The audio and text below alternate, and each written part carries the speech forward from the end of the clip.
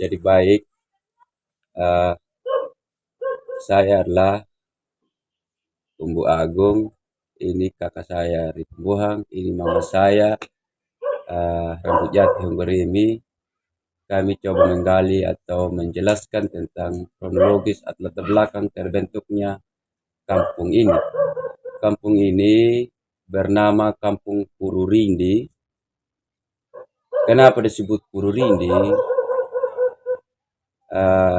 Sebelum saya jelaskan kenapa dia terbentuk Pururindi, awalnya ada beberapa tokoh yang mempelopori terbentuknya Kampung Pururindi ini, yang sesungguhnya tidak ada kampung di sini, semuanya adanya di Preyawang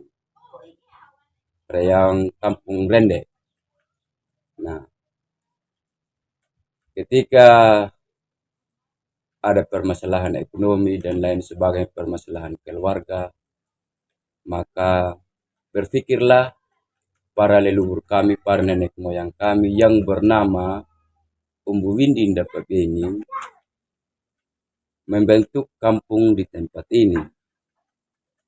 Menurut cerita orang tua kami, kenapa Umbu Windi Dapat Benging termotivasi membentuk kampung di sini, ada istilah yang namanya Hari Panjat Imaram. Ada beberapa hal yang memang menjadi alasan sehingga mengatakan Hari Panjat Imaram, sehingga ia harus turun menghindarkan diri dari kampung Preyawang membentuk kampung di sini. Itu adalah yang bernama Umbu Windi Dapat Benging tadi. Nah, Umbu Windi Dapat Benging ini dan saudaranya yang bernama Umbu Hapu Hambandima membentuk kampung di sini. Kenapa disebut Pururindi? Ada orang Rindi, ada marga Rindi di kampung Praikaruapang. Mereka melalui jalur kampung ini ketika mereka turun mandi di sungai atau mengambil air minum untuk kebutuhan rumah tangga mereka. Karena marga Rindi ini ada di atas gunung atasnya kampung ini. Sehingga ketika mereka ambil air minum atau mandi melalui jalur kampung ini, sehingga dijuluki Puru Rindi. Puru itu turun. Jadi Puru Rindi. Jadi tidak ada arti lain kampung Puru Rindi ini. Hanya mengambil kata atau nama marga orang Rindi itu. Sehingga Puru itu turun, tempat turunnya orang Rindi. Terbentuknya kampung ini yang dipelopori oleh Umbu Windi Dapat Benging dengan saudara-saudaranya itu kurang lebih di tahun 1910. Dari tahun itu berkembanglah pesat. Itulah yang menjadi kebanggaan kami ketika kami menghindarkan diri dari kampung Preyawang. Nah, berkembang pesatlah turun-temurun dan membuatlah kampung lain ada di Tenaraing, ada di Barat. Dan sampai saat ini turun-temurun itu ada di Tenaraing, ada di Baru. Di Tenaraing itu Katikuai, di Kabaru Kota Kayala atau Pintu Palumba. Hal-hal yang membanggakan kami ada di tempat ini ada berupa sejarah. Ketika kami Harui menjadi merambah, kami bawa nama itu sampai saat ini kami juluki yang namanya Umbu Lapu Maharui. Itu arti kenapa kami ada di sini. Ada Umbu Lapu Maharui. Nama-nama yang pernah memimpin di kampung ini, ya termasuk tadi itu orang pertama yang membentuk kampung ini, yaitu Umbu Windi Dapat Benging. Dan selanjutnya bergantilah tahun, ada lagi Umbu Ngaba Jaranika, nenek kandung saya. Dan setelah Umbu Ngaba Jaranika, ada lagi Umbu Lapu Ilingguru, bapak kandung saya. Itu yang pernah menjadi pemimpin atau yang dituakan di kampung ini. Hal-hal lain yang membanggakan kami, ada kuburan batu tua, kuburan Umbu Windi Dapat Benging, Umbu Hapu Hambandima. Umbu Hapu Hambandima ini ketika dikubur masih sempat dibunyikan gong di kampung Preyawang yang terakhir. namanya Umandiawa. Itu menurut cerita orang tua kami. Masih dibunyikan gong dari kampung Periang ketika dikebumikan umbu hapu dema itu.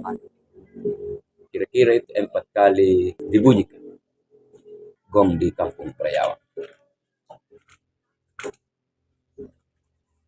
Dan ada masa-masa sulit atau masa-masa buram yang dihadapi ketika terbentuknya kampung ini dari tahun 1910.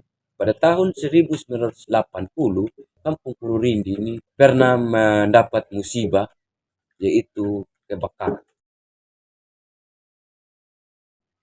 Pada waktu itu rumah baru 2 buah dan rumah alat.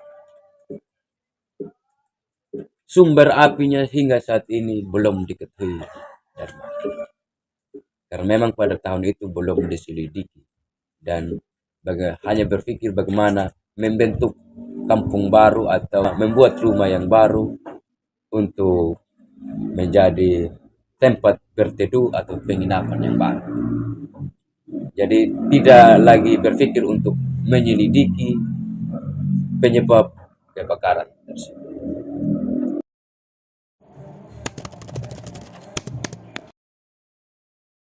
Napikiring na nuna na ipi nuna nanga ba labanga bya kana ompo nyong ya kandu be na weli dia nuna nu hama kangu huku be ipi bella be naratimbi tunu bya ala ka ninya na anarara nuna pakatu dala ka heli palaing gunya ka pataren epila au ndaninga epila au ala kamandal bakta kala ka hel purbel mangunya labanga nunu bapya nangunya watar bya hiling di bandai hil kampu hukuman de hinjal mana kampu hukuman BEP mah badong wang terjadi mana kan lebih itu bakurung kimanya ani ma aya kanona na kandulang mana dit mala tu kundi tunungan EP nonan jadi paong ko na handak kang junjung mana kan ang kadang ma ihi bawa ma de dua kali no dapil tau ay no na kan mo umay hewia anda kang lalambat tu mana kon ay lul panggu umay korban na atin na iniyin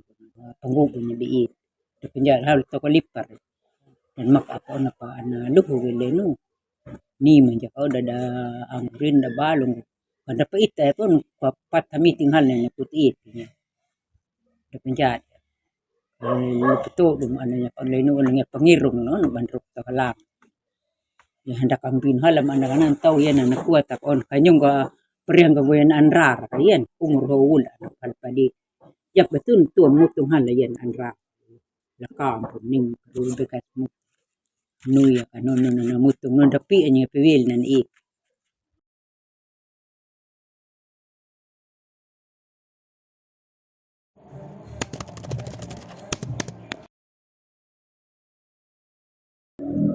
Adapun hal-hal yang membanggakan ketika kami membentuk kampung di sini, kami bisa mengolah kebun yang ada dan kami bisa diberkati oleh Tuhan mendapatkan hasil untuk memenuhi kebutuhan rumah tangga kami ketika sudah membentuk kampung di Puridi ini.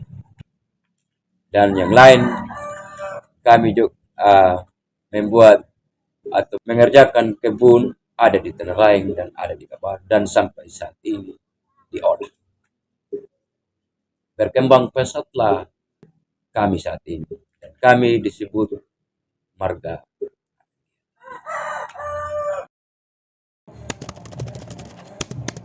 Ya, pas terbangun kan tuh apakah sudah masuk Kristen atau masih dalam bisa dibilang masih Marabu gitu?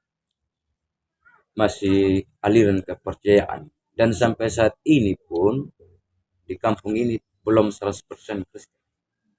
Masih ada juga kakak saya juga di sebelah ini masih menganut aliran kepercayaan itu dan dibuktikan dengan ada patung di halaman ini yang membuktikan bahwa kampung ini belum 100% Kristen. Dan ketika membentuk kampung pada waktu kurang lebih 1910 itu aliran kepercayaan dan sampai saat ini masih ada saudara kami.